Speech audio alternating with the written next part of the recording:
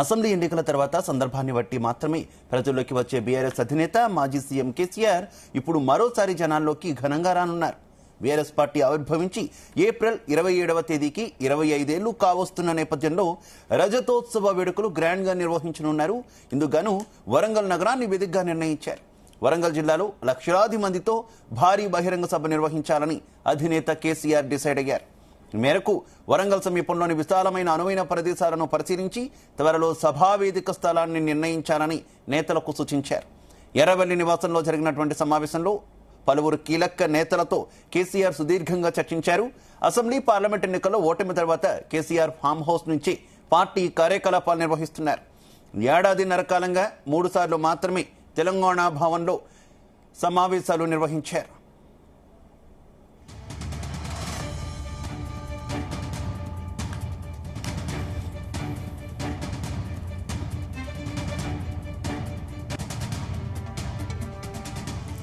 Right, మళ్ళీ ప్రజల్లోకి BRS అధినేత కేసీఆర్ వస్తున్నారు. ఇక బీఆర్ఎస్ పార్టీ 25 ఏళ్ల ఆవిర్భావ దినోత్సవం సందర్భంగా భారీ ఎత్తున రజతోత్సవ సభకు ఏర్పాట్లు చేస్తున్నారు. వరంగల్ వేదికగా ఈ సభ నిర్వహించేందుకు ఏర్పాట్లు చేస్తున్నట్టు తెలుస్తుంది.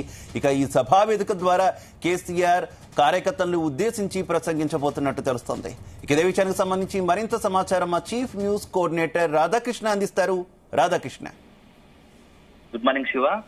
మరోసారి బీఆర్ఎస్ అధినేత కేసీఆర్ జనంలోకి రాబోదానికి సిద్ధపడుతున్నాడు. ఈ క్రమంలో నిన్న ఎర్రవల్లి వ్యవసాయ క్షేత్రంలోని పార్టీకి సంబంధించిన ముఖ్య నేతలు, ముఖ్యంగా ఎమ్మెల్యేలు, ఎమ్మెల్సీలు, ఎంపీలు, ఇతర నేతలు, అందరి కీలక నేతలతో నిన్న సుదీర్ఘంగా సమావేశమయ్యారు. ఈ సమావేశంలో కొంత పార్టీ ఏర్పాట్లు, అంటే పార్టీ ఆవిర్భవించి 20 సంవత్సరాలు అయిపోయింది. సో పెద్ద ఎత్తున మరోసారి ఉద్యమం సంబంధించి ఉద్యమన పరిస్థితుల్లో ఎలాంటి సభలు నిర్వహించాం, అంతకు మించి ఒక పెద్ద బహిరంగ సభ ఏర్పాటు చేసి ప్రస్తుతం తెలంగాణ రాష్ట్రంలో ఎలాంటి సమస్యలు ఉన్నాయి, తెలంగాణకు సంబంధించి రాష్ట్ర ప్రభుత్వం తీసుకుంటున్న నిర్ణయాలు ఎలా ఉన్నాయి, ప్రజలు తీర్పు ఎలా ఉంది అనేది అధికారం కోల్పోయిన తర్వాత దాదాపుగా 1.5 కాలం తర్వాత చాలా కొద్ది సందర్భాల్లో మాత్రమే కేసీఆర్ జనంలోకి వచ్చారు. అడపాదడపా వచ్చాడు. తెలంగాణ భవన్ కి మాత్రమే పరిమితమైనారు. అదేవిధంగా కేవలం ఫామ్ హౌస్ మాత్రమే ఉంటూ తెలంగాణ భవన్ కేవలం ఒక 2-3 సార్లు మాత్రమే వచ్చిన సందర్భాలు ఉన్నాయి. అదే సందర్భంలో ఎంపీ ఎన్నికల సమయంలో విస్తృతంగా బస్ యాత్ర చేపట్టి ప్రజల్లో ఉన్నారు.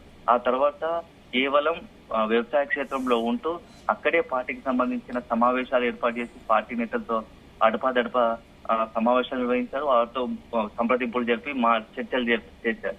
అయితే ఈ సందర్భంలో నిన్న పార్టీకి సంబంధించి 25 ఇయర్స్ అయిపోతున్న సందర్భంలో ఒక పెద్ద బహిరంగ సభ ఏర్పాటు చేసి గ్రాండ్ గా మరోసారి జనంలోకి రావాలనుకున్నట్టుగా తెలుస్తా ఉంది. ఇదే విషయాన్ని కానీ అక్కడ ఉన్న నేతలతో చర్చించినట్టుగా చెప్తున్నారు. అదే సందర్భంలో కాంగ్రెస్ సంబంధించి అధికారంలోకి వచ్చి 1.5 కాలం అవుతుంది. ఈ 1.5 కాలంలో కాంగ్రెస్ ప్రభుత్వం ఎలాంటి నిర్ణయాలు తీసుకుంది, ప్రజలు వాటిపై ఎలా రియాక్ట్ అవుతున్నారు, ఇప్పటికీ కొంత ప్రజల్లో కాంగ్రెస్ ప్రభుత్వంపై తీవ్ర వ్యతిరేకత ఉన్నారు, అసంతృప్తితో ఉన్నట్టుగా తెలుస్తా ఉందని చెప్పేసి కేసీఆర్ సమావేశంలో మాట్లాడినట్టు తెలుస్తోంది. ఎందుకంటే 1.5 కాలంలో అనేక హామీలు ఇచ్చారు. 6 గ్యారంటీల పేరుతో ఇతరత్ర అనేక హామీలు ఇచ్చారు ఎన్నికల ముందు. కానీ అది అధికారంకి వచ్చిన తర్వాత ఏ ఒక్కటి కూడా నెరవేర్చలేకపోయింది. ఈ సందర్భంలో ఈ యొక్క మొత్తంగా కాంగ్రెస్ ప్రభుత్వం ప్రజా వ్యతిరేక నిర్ణయాలు తీసుకుంటుంది. ప్రజలకు ఇచ్చిన హామీలు నెరవేర్చడంలో పూర్తిగా విఫలమైందని చెప్పేసి కేసీఆర్ సమావేశంలో చెప్పినట్టుగా తెలుస్తోంది.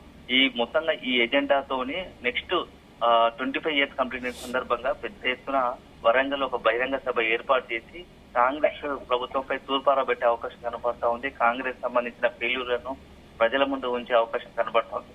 సో ఇప్పటికే దీనికి సంబంధించి ఒక ఎజెండా రెడీ అయినట్టు తెలుస్తా ఉంది. ముఖ్యంగా ఇప్పుడు వచ్చేది వేసవి కాలం కాబట్టి రైతులు కావచ్చు, సాధారణ ప్రజలకు ఈ నీటి కొరత ఏర్పడే అవకాశం ఉంది. వాటికి సంబంధించి కాంగ్రెస్ ప్రభుత్వం ఒక ప్రణాళిక తీసుకోలేదు. సో పంటలు ఎండే అవకాశం ఉంది. ఇప్పటికీ కొన్ని గ్రామాల్లో పంటలు ఎండుతున్న దృష్టి వస్తున్నటువంటి విషయం నాయకుల ద్వారా కేసీఆర్ దృష్టికి వచ్చినట్టు తెలుస్తుంది.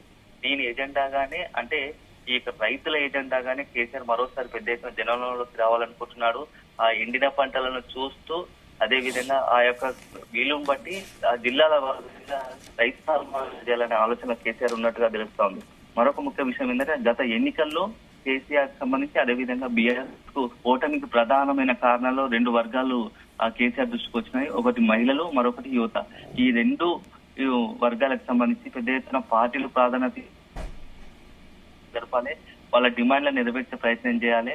గతంలో బీఆర్ఎస్ మహిళలకు ఏం చేసింది, యువతకు ఏం చేసింది, ఇప్పుడు ఈ ప్రభుత్వం ఇష్టాన్ని హామీలు నెరవేర్చలేకపోయింది. ముఖ్యంగా మహిళలకు ఈ కళ్యాణ లక్ష్మి లాంటి పథకాలు కావచ్చు, ఇతరత్ర చాలా పథకాలకు సంబంధించి మహిళలకు డబ్బులు ఇస్తారని చెప్పి నెలకు 2 హామీని ఇప్పటివరకు కాంగ్రెస్ ప్రభుత్వం అమలు మహిళలో తీసుకెళ్తారు అవసరం ఉందని చెప్పి కేసీఆర్ గుర్తించినట్టుగా తెలుస్తుంది. అదే సందర్భంలో యువతకు సంబంధించి ఉద్యోగాలకు సంబంధించి పెద్ద ఎత్తున మేము జిఎస్పిఎస్సి ద్వారా ఉద్యోగాలు భర్తీ చేస్తామని చెప్పేసి ప్రభుత్వం ప్రకటించింది. కానీ ఇప్పటి వరకు కూడా నోటిఫికేషన్ లేదు. యువతలో పెద్ద ఎత్తున కాంగ్రెస్ మీద ఆగ్రహంతో ఉన్నారు. సో దీన్ని మనం రాజకీయంగా క్యాచ్ చేసుకొని పొలిటికల్ గా బలోపేతం అయ్యేందుకు మనము కొంత పార్టీ ప్రయత్నించాల్సిన అవసరం ఉందని చెప్పేసి కేసీఆర్ నేతలకు సూచించినట్టుగా తెలుస్తుంది. సో ఈ 2 మహిళలు యువతను ఎజెండాగానే నెక్స్ట్ పార్టీకి చాలా కీలకమైన సమావేశాలు సభలు ఏర్పాటు చేయాలని నిర్ణయించినట్టుగా తెలుస్తుంది. మొత్తానికి నిన్న ఎర్రవల్లి ఫామ్ హౌస్ లో సుదీర్ఘంగా గంటల పాటు జరిగిన సమావేశంలో చాలా అంశాలపైన కేసీఆర్ నేతలతో చర్చించారు.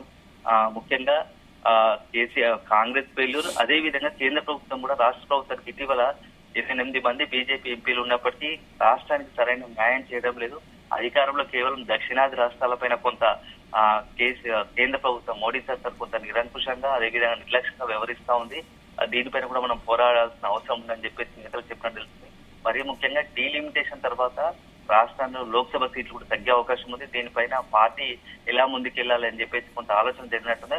అవసరమైతే తమ ఆధ్వర్యంలో దక్షిణాది రాష్ట్రాలకు సంబంధించిన నేతలతో సంప్రదింపులు జరిపితే బాగుంటుంది.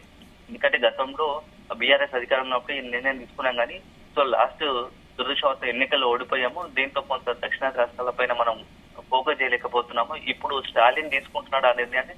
స్టాలిన్ కొంత దక్షిణాది రాష్ట్రాలతో సంప్రదింపులు చేయబోతున్నాడు. ఈ సమావేశంలో మనం వెళ్తే ఎలా ఉంటుంది, వెళితే ఎలాంటి ఎజెండాతో వెళ్ళాలి అనే దానిపైన కూడా ఇంటర్నల్ గా కొంత నేతలతో చర్చించినట్టుగా తెలుస్తుంది. మొత్తంగా ఇప్పుడున్న పరిస్థితుల్లో కేసీఆర్ మరోసారి జనంలోకి వస్తున్నారు అని చెప్పేసి పార్టీ నేతలు కొంత చెప్పుకుంటున్నారు.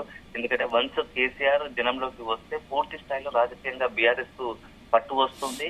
మొన్నటి వరకు అంటే బీజేపీ కాంగ్రెస్ సంబంధించి ఈ 2 పార్టీలు తలదన్నేలా కేసీఆర్ వస్తే రాజకీయాలే మారిపోతాయి, తెలంగాణ రాజకీయాలు చెప్పేసి బీఆర్ఎస్ నేతలు చెప్తున్నారు.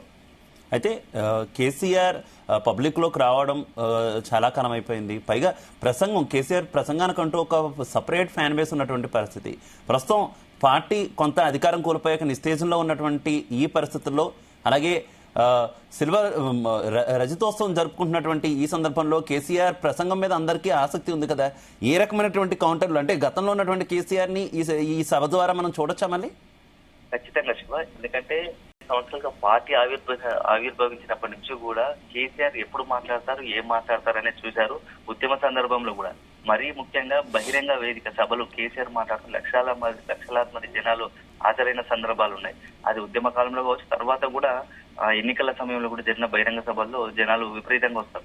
సో కేసీఆర్ వన్స్ వచ్చాక ఏం మాట్లాడతారని అనేది మాత్రమే చాలా ఆసక్తిగా ఉంటుంది. ఎందుకంటే ఆయన దాదాపుగా ఎప్పుడో ఒకసారి అంటే కొద్దిగా లాంగ్ టైం కొంత గ్యాప్ తీసుకుని రాజకీయాల్లో సందర్భంలో ఈ గతంగా దాదాపు 6 నెలలు 7 నెలలు కావస్తుంది. కాబట్టి కేసీఆర్ ఏం మాట్లాడతాడు కాంగ్రెస్ ప్రభుత్వం పైన, అదేవిధంగా సీఎం రేవంత్ రెడ్డి, అదేవిధంగా కేంద్రంలో మోడీ పైన ఏం మాట్లాడతాడు అని చెప్పేసి కొంత ఆసక్తి జనాల్లో ఉంది. ఇప్పుడు అంటే కొంత ఎంతైనా వాగ్దాటి కలిగిన నాయకుడు కాబట్టి సహజంగానే కేసీఆర్ మంచి వాగ్దాటి కలిగిన నాయకుడు. సో ఖచ్చితంగా అతని సంబంధించినటువంటి సమావేశం అదేవిధంగా బహిరంగ సభలు ఏం మాట్లాడతారనే కొంత ఉత్కంఠ నెలకొంది, ఆసక్తి నెలకొంది. సో కేసీఆర్ మాత్రం ఈసారి కొంత కాంగ్రెస్ అదేవిధంగా మోడీ సర్కార్ అంటే కాంగ్రెస్ బీజేపీలో రెండింటిని టార్గెట్ చేసి పెద్ద ఎత్తున విమర్శలతో కూడిన వాగ్బానాలు సంధించే అవకాశం స్పష్టంగా కనబడుతుంది. Okay, thank you.